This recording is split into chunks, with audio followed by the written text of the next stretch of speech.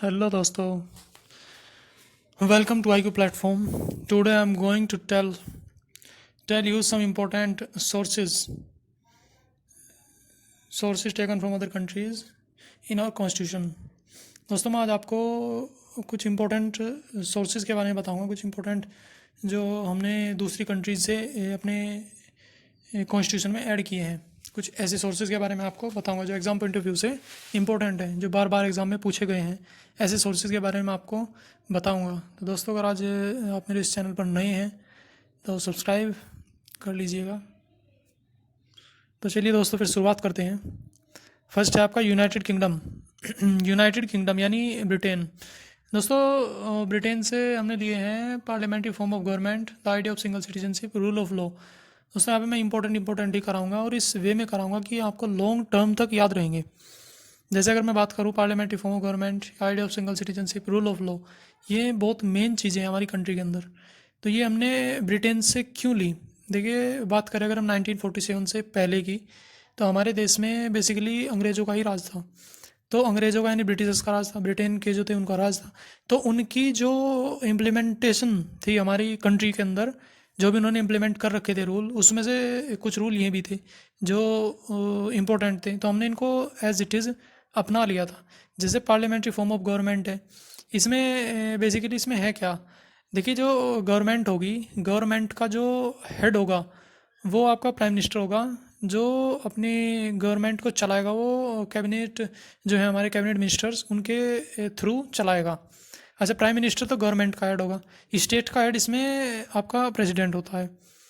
जो ये पार्लियामेंट के मेन फीचर हैं। तो ये चीज़ हमने ब्रिटेन से ली है। सेकंड है आपका, सेकंड अगर बात करें हम, आइडिया ऑफ सिंगल सिटीजनशिप। देखिए, सिंगल सिटीजनशिप इसका मतलब क्या है?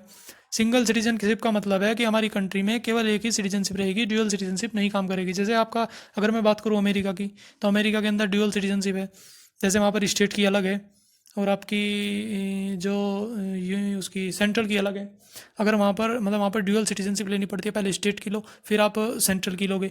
यानी एक तरीके से कह सकते हैं, अगर जैसे आप इस एग्जांपल से समझिए, जैसे अगर हमारा हाथ है, हमने हाथ को अगर बंद कर दिया तो वो बन जाएगा भारत, और अगर हमने हाथ को खोल दिया तो वो बन जाएगा यूनाइटेड स्टेट यानी यूएसए। तो इससे आप रिलेट कर लीजिए चीज़ों को। जैसे हम हैं, भारत है, भारत के राज्य हैं, वो एक दूसरे से मतलब भारत से अलग नहीं हो सकते। तो यहाँ पर सिंगल सिटीजनशिप है, क्योंकि यहाँ पर सिंगल सिटीजनशिप है। और जो यूएसए है, वहाँ से उनके जो स्टेट हैं वो वहाँ से अलग हो सकते हैं, वहाँ पर ड्यूअल सिटीजनशिप है। तो इस चीज़ को आप इससे समझ सकते हैं। थोड़ा रिलेट करते चलिएगा चीज़ों को, ताकि आपको अच्छे से माइंड में बैठ जाएँ, ताकि लॉन्ग टर्म तक आपको याद रहें। देखिए दोस्तों, ये वो करा रहा हूँ मैं जो वो इम्पोर्टेंट है, ये जो मतलब एग्ज़ाम में बार बार रिपीटेशन होता है इनका एग्ज़ाम के अंदर, वो चीज़ें मैं इसमें कराऊंगा आपको, फालतू चीज़ें मैं नहीं कराऊंगा। तो आपका ये है रूल ऑफ लॉ है। जैसे third is rule of law. Basically इसमें है क्या? इसमें है मतलब रूल ऑफ लॉ का मतलब है कानून का राज। यानी हमारी कंट्री के अंदर कानून का राज है, कानून से ऊपर कुछ नहीं है। न तो कोई आपका प्राइम मिनिस्टर हो गए, प्रेसिडेंट हो गए, जुडिशरी, सब कुछ सभी अंडर कानून के अंडर आएंगे। कंट्री में जो भी है, या आपके सभी के सभी जो आपके मतलब कंसेप्ट कंसेप्ट ऑफ रूल हैं, वो सभी के सभी रूल ऑफ लॉ के अंडर में ही आएंगे। ये आर्टिकल 14 में भी दिया हुआ है, राइट टू इक्वालिटी में। ये कानून के सामने सभी इक्वल हैं, कानून के सामने सभी चीज़ें मतलब सभी इक्वल हैं, आई मीन टू से। And the second is United state of America यानी यूएसए। यूएसए से हमने फंडामेंटल राइट्स लिए हुए हैं। Fundamental rights basically 12 to 32 article में दिए हुए हैं। ये हम आगे इसको पूरा डिटेल में पढ़ेंगे। ये फंडामेंटल राइट्स आपके 12 से 32 कॉन्स्टिट्यूशन में दिए हुए हैं, आर्टिकल कॉन्स्टिट्यूशन में दिए हुए हैं। ये बेसिक ह्यूमन राइट्स हैं जो सिटीजन्स को देते हैं, स्वीडन सिटीजन्स को कुछ अधिकार देते हैं उसकी कंट्री में, मतलब उसको बेसिकली भारत के अंदर 6th फंडामेंटल राइट्स। और इसी में दिया हुआ है जुडिशियल रिव्यू। जुडिशियल रिव्यू को भी हम आगे, ये बहुत बड़ा इसका पोर्शन है, इसको हम आगे समझेंगे। ये भी हमने यूएसए से ही लिया है। एक आपका दिया हुआ है इसमें impeachment of president and removal of जजेस। ये भी हमने यहीं से लिया हुआ है। बेसिकली आर्टिकल 61 में दिया हुआ है ये।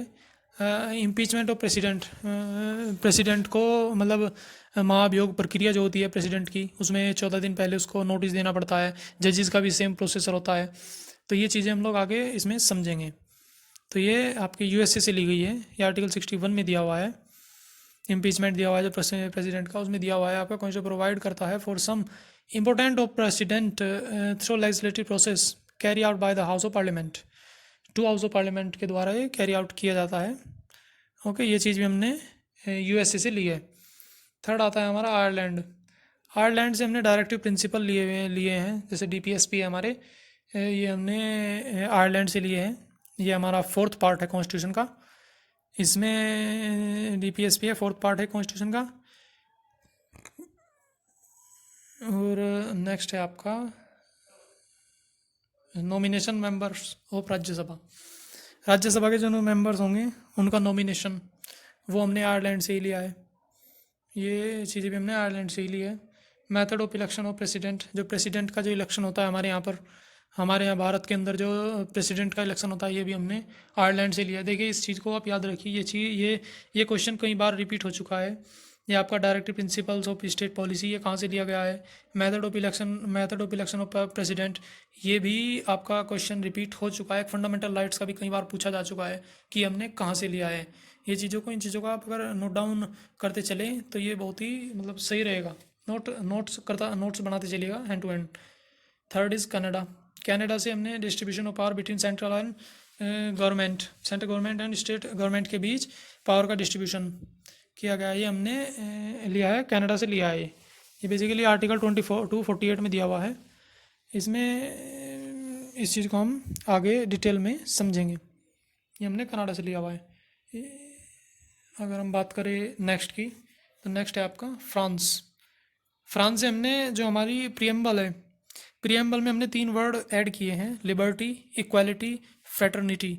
इस चीज़ को हमने अपनी प्रियम्बल में ऐड किया है। इन वर्ड्स को ये हमने फ्रांस के कॉन्स्टिट्यूशन से उठाए हैं।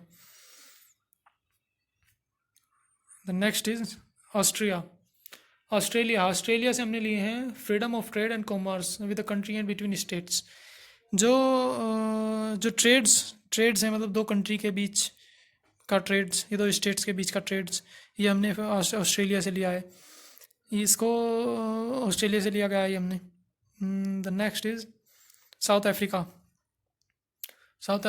बेसिकली इसमें प्रोसीजर फॉर अमेंडमेंट, जैसे कोई भी आपका अमेंडमेंट करना है किसी भी चीज़ में, कॉन्स्टिट्यूशन के किसी आर्टिकल में अमेंडमेंट करना है, किसी भी चीज़ में अगर अमेंडमेंट करना है तो ये प्रोसेस हमने साउथ अफ्रीका से लिया है। इलेक्शन ऑफ राज्यसभा मेंबर का जो इलेक्शन है वो भी हमने साउथ अफ्रीका से ही लिया है। साउथ अफ्रीका से हमने इसको लिया है।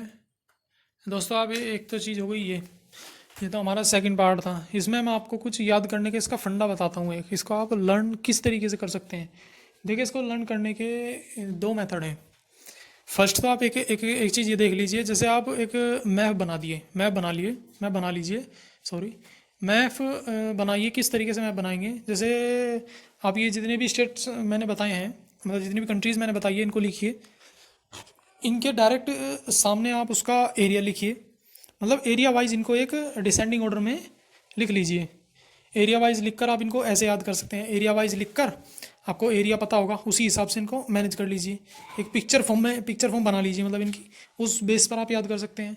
या फिर आप ऐसे याद कर सकते हैं, जैसे इसमें था ये आपका अगर यूनाइटेड किंगडम है, यहाँ से जैसे हमने पार्लियामेंट्री फॉर्म ऑफ गवर्नमेंट ली, the idea of single citizenship, rule of law. Basically ये है क्या, ये हमारी कंट्री की बहुत ही इंपॉर्टेंट चीज़ें हैं, बहुत ही मेन चीज़ें हैं। रूल ऑफ लॉ ये सबसे पावरफुल चीज़ें कह सकते हैं आप। तो इस तरीके से भी आप याद कर सकते हैं कि जैसे पावर अकॉर्डिंग टू पावर इनको डिस्ट्रीब्यूट कर लीजिए, मतलब जो सबसे बड़ी पावर की कंट्री वो, फिर उससे नीचे, फिर उससे नीचे आप ऐसे इनको एक डिसेंडिंग ऑर्डर में कर सकते हैं। आप ऐसे करके लर्न कर सकते हैं, जो आपको बेस्ट लगे उस तरीके से आप इनको लर्न कर लीजिए। हाँ दोस्तों, एक चीज़ और थी, अगर आपको से जानना है कि इंग्लिश की प्रिपरेशन कैसे करें for competitive exam like SSC, CGL, CPO, bank, other any competitive exam, CDS, तो मैंने इस वीडियो के डिस्क्रिप्शन में एक वीडियो का लिंक दिया हुआ है, आप वहाँ पर जाकर उस चीज़ को देख सकते हैं।